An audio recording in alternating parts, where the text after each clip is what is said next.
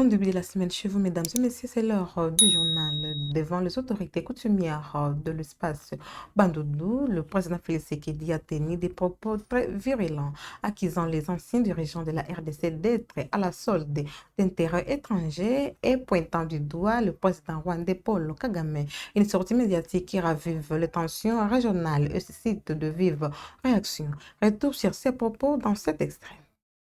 Bana ya Congo. Po to banokanisaka baza bakonzi ya Congo bazaki nde bapaya bazosalela bapaya musala po baboma bana ya Congo po bazwa biso na boumbu. Makambo boza komona ezosalema na este ya mboka na biso ezali par hasard te eza mosala ebanda kala ezalaki na relais na kati yao bato tozala kokanisaka bakonzi ya mboka nzoka nde bango nde mutu bazozwa mitindo oyo euti kuna po basalaka bana Kongo mabe. Yango nasengi na bino bofungola miso pe boyebisaka bana mboka nyonso baza vigilant. Mouvement nyonso ya suspect bokomona ezala epai ya Congolais, ezala epai ya mopaya, bo signale yango na bakonzi batala ndenge nini bakokende nango de sorte que tobatela mboka na biso. Mboka na biso ezui sikoyo nzela ya développement nango. Yango bozali komona agitation ya bato yo ya misala mabe o balingai kozala kokanga biso kaka na boumbu. Yango bozomona agitation mokonzi na bango nde o Rwandais wana o bozomona ndenge aza kosagite azwi kipelekese aza koma koloba lokwa mutu aliboma. Depuis Goma, l'ancien président Joseph Kabila sort de son silence et contre-attaque après sa condamnation à mort pour trahison. Dans un entretien accordé au The New York Times, il rejette toute implication avec la rébellion du M23 et dénonce des accusations absurdes du pouvoir de Félix Tshisekedi.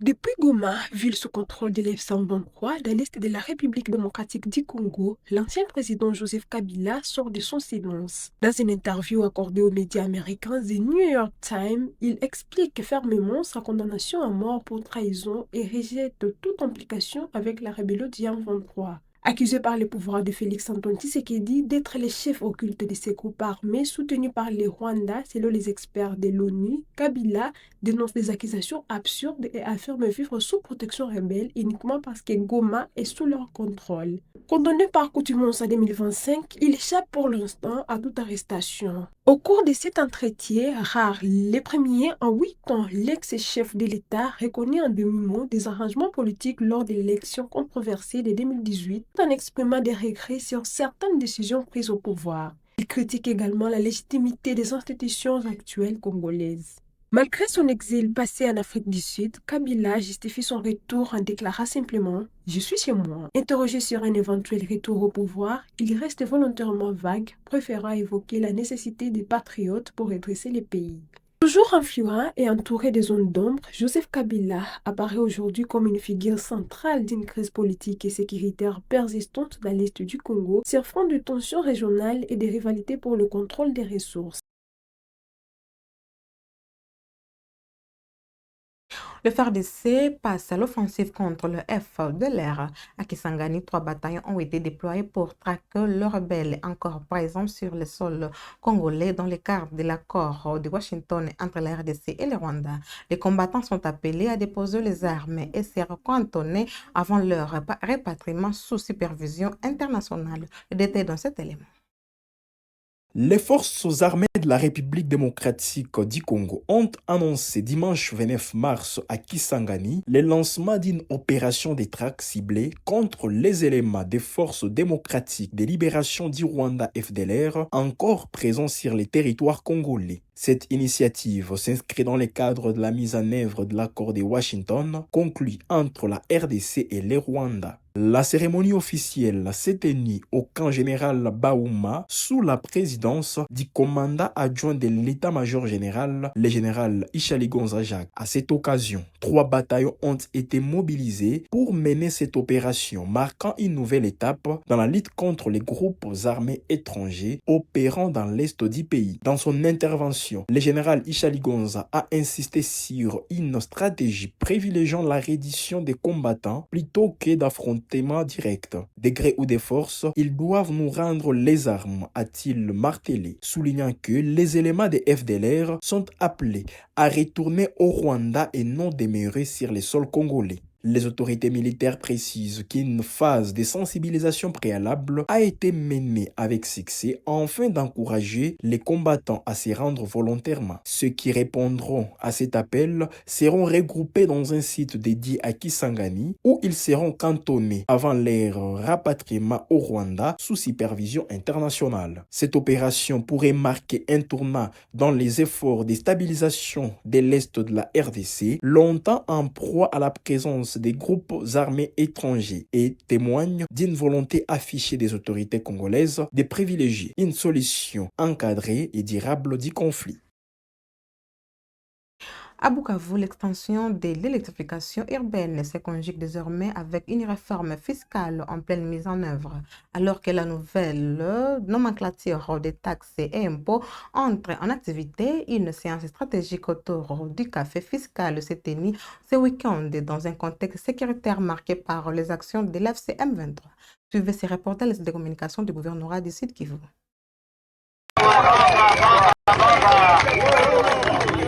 La commune de Kadutu souffle le vent de la révolution. L'air est encore frais au marché Limanga, mais l'effervescence est à son comble. Ce n'est pas un samedi ordinaire ce 28 mars 2026. C'est un colosse d'acier, un transformateur de 630 kVA. Sous les regards des autorités militaires et politiques du mouvement révolutionnaire AFSOM 23, le gouverneur Patrick Bossou-Bangui Chambo s'avance. En geste symbolique, appuyant sur l'interrupteur et le ronronnement de la machine brise le silence. Ce n'est pas qu'une installation technique. Pour l'AFSOM 23, c'est une promesse de campagne qui prend vie. Aujourd'hui, nous rendons à la population de Kadutu sa dignité. Ces transformateurs et ces compteurs Cash Power sont le preuve que la révolution ne parle pas seulement, elle bâtit. Dans la foulée, les lots de compteurs après payés sont remis à la SNEL. Pour les habitants, les calvaires de l'obscurité touche à sa fin. Il ne reste plus qu'à finaliser le réseau basse tension pour que chaque foyer voit enfin briller l'espoir au bout du fil.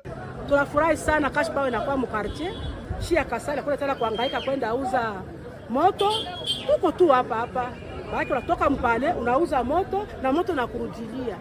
Antukapa mnafaa akili ya mzuri juu mwaika dutu daulaji inapita sana. Tunakosikia manyumba zinalungula kupitia nini? Daulaji. Antuka Cash Power itasatisfaire kila mtu akuwe bien. Tutaendelea nafanya maact yetatuma watu wanaona difference. Lazima population yetu muishi mazingira safi, muishi vizuri. Mais la journée ne s'arrête pas là. L'après-midi nous amène dans le cadre feutré de la grande salle de l'hôtel-résidence. Les décors changent, mais l'engin reste le même, transformer les quotidiens. Face au gouverneur et aux représentants de la FEC, la ministre des Finances adjointe, Madame Fanny, pose sur la table un document historique, la nouvelle nomenclature des taxes. Les chiffres est choc. 60% des taxes sont supprimées sur 536 taxes existantes. Seules 225 ont survécu à la rigueur révolutionnaire. 331 taxes rayées d'un trait de plume, un soulagement immense pour la Fédération de l'entreprise du Congo, FEC en sigle. Désormais placé devant ses responsabilités, le gouverneur a été fermé. Cette baisse doit se ressentir dans le panier de la ménagère et dans la vitalité du marché de l'espace libéré. Nous sommes venus pour remettre officiellement la nomenclature à la FEC de la province du Sud Kivu. Notre objectif est de créer une confiance intense entre l'administration fiscale et les membres de la FEC. À Bukavu, ce 28 mars restera comme la journée de 2 E, énergie et économie. Entre les transformateurs des Kadutu et l'allègement fiscal de l'hôtel-résidence, le mouvement AFSOM 23 imprime sa marque, celle d'une gestion qui se veut proche des besoins vitaux.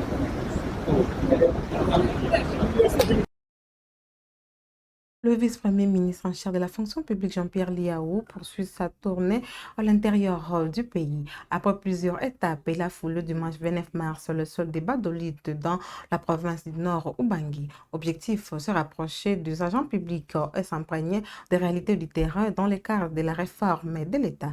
Suivez ces propos. Je l'avais annoncé à partir de Lubumbashi que j'allais poursuivre la tournée à travers tout le pays. Aujourd'hui, c'est le tour du Nord Ubangi. Je suis venu faire le point avec les autorités provinciales sur le fonctionnement des administrations déconcentrées ici en province, les difficultés face auxquelles les agents et fonctionnaires de l'État font face dans l'accomplissement de leur mission, et puis essayer de faire le point avec eux sur les différentes réformes que nous portons sous le leadership de son Excellence Monsieur le Président de la République et sous la coordination de Madame la Première Ministre. Nous allons aussi mettre à profit ces séjours pour publier, après avoir envoyé ici à Guadeloupe à 2 reprises les identificateurs dans le cadre de l'identification biométrique, eh bien, nous allons procéder à la publication de l'annuaire alphabétique et numérique des agents et fonctionnaires de l'État prestants ici dans le Nord Ubangi. Nous allons en profiter aussi pour essayer de vulgariser et de sensibiliser les agents publics de l'État sur leurs nouveaux dispositifs, la sécurité sociale portée par la SENSAP. En somme, je serai à l'écoute des uns et des autres pour voir dans quelle mesure nous allons aider le Nord Ubangi de façon spécifique à essayer de se relever de la dictature de l'oubli. Parce qu'il faut le dire clairement, et j'ai eu à le dire à plusieurs reprises, le Nord Ubangi est parmi des provinces qui ont subi certaines injustices sociales sur le plan du traitement. Il faut dire les choses comme elles sont. Je crois qu'il est temps aussi que nous puissions essayer de faire justice à ce peuple qui a longtemps souffert de cet oubli-là. Il n'est pas le seul, il y a d'autres provinces. Ce que nous faisons ailleurs est valable ici. Le groupe parlementaire et politique AFDC a resserré les rangs au sein de l'Union sacrée. Samedi 28 mars, ils ont remis un mémo au secrétaire permanent André Mbatar et affirmant leur loyauté à la haute autorité politique. Rassurés par la promesse de transmission fidèle du document au président Félix Tshisekedi, ils annoncent dans la foulée le dépôt imminent de leur candidature au poste de deuxième vice-président du Sénat. Reportage. Les groupes parlementaires et politiques de l'AFDC et alliés fidèles et loyaux au chef de l'État, Félix Antoine Tshisekedi Tshilombo, haute autorité morale de l'Union sacrée de la Nation, viennent d'être reçus par le secrétaire permanent de l'Union sacrée de la Nation ce samedi 28 mars 2026 au siège de cette famille politique propre au président de la République. Constitués de députés et sénateurs, ces parlementaires ont déposé leur mémorandum au secrétaire permanent de l'Union sacrée de la Nation, le professeur André Mbata, dans lequel ils ont une fois renouvelé leur engagement au président de la République, chef de l'État, Félix Antoine Tshisekedi Tshilombo, de servir leur famille politique, Union sacrée, en toute fidélité et sincérité. Au nom de la coordination des groupes parlementaires et politiques de la FDSA, fidèles et loyaux à la haute autorité politique, son Excellence, Monsieur le Président de la République, Félix Antoine Tshisekedi Tshilombo, aux institutions de la République et à notre famille politique, l'Union sacrée. Et donc, nous avons une coordination constituée de ce groupe pour témoigner notre loyauté à notre famille politique, à la haute autorité politique et aux institutions de la République, sans hypocrisie. Voilà l'essence de l'audience que le secrétaire permanent nous a accordée. S'agissant de l'élection du deuxième vice-président du Sénat, les groupes parlementaires et politiques de la FDC et alliés fidèles et loyaux au chef de l'État ont annoncé le dépôt de leurs candidats à ce poste, étant la deuxième force politique au sein du Sénat. Comme vous le savez, au sein du Sénat, il y a les groupes politiques et les postes se distribuent au prorata du poids politique. Et notre groupe politique AFDCA, nous sommes la deuxième force politique du Sénat. C'est comme cela que nous avions occupé ce poste, comme force politique, deuxième force politique du Sénat. Et là, nous pensons pouvoir présenter la candidature de notre groupe au sein, pour occuper ce poste de deuxième vice-président. En recevant leur mémorandum, l'honorable professeur André Mbata a promis de les transmettre fidèlement à la haute autorité de l'Union sacrée de la Nation. L'Union sacrée de la Nation, de l'un des groupements de l'Union sacrée de la Nation, votre plateforme, qui est dirigée par son Excellence Félix Antoine Tshisekedi Tshilombo, président de la République, chef de l'État et haute autorité politique de l'Union sacrée de la Nation. Comme secrétaire permanent, je reçois le document et je le transmettrai à la haute autorité politique de l'Union sacrée de la Nation. Merci. Pour rappel, il y a quelques jours, les groupes parlementaires et politiques FDC et alliés, fidèles et loyaux au chef de l'État Félix Antoine Tshisekedi Tshilombo, ont désavoué les propos du sénateur Bahati Lukwebo, qui vont au-delà de l'idéologie de l'Union sacrée de la Nation. Et pour terminer, clôture du mois dédié aux droits des femmes à Kinshasa, les femmes de l'Union pour la démocratie et le progrès social UDPS montent au créneau. Par la voix d'Antoine Samba, ministre honoraire de Mines, elles affichent leur soutien au changement de la constitution actuelle. Suivez sa déclaration faite hier, dimanche 29 mars. La clôture du mois de la femme, nous célébrons en même temps le 8 mars, la journée internationale des droits de la femme. Nous, aujourd'hui, nous avions choisi un thème pour échanger avec les mamans. Notre thème a porté sur la place de la femme dans le débat public sur le changement de la Constitution. Mais nous avons à la fois parlé des droits de la femme, nous avons sensibilisé la femme à pouvoir se prendre en charge, qu'elle ait le courage de prendre la parole en public, qu'elle apprenne, qu'elle se forme et puis qu'elle s'informe sur ses droits et qu'elle soit attentive au débat actuel. Actuellement, je crois que vous le savez, nous parlons tous du changement de la Constitution, de la réforme constitutionnelle. Et nous le savons aussi, lorsqu'on parle de la réforme constitutionnelle, nous avons deux volets. Le changement de la Constitution et la révision constitutionnelle. Et nous, aujourd'hui, nous avons levé l'option sur le changement de la Constitution. Nous avons dit oui.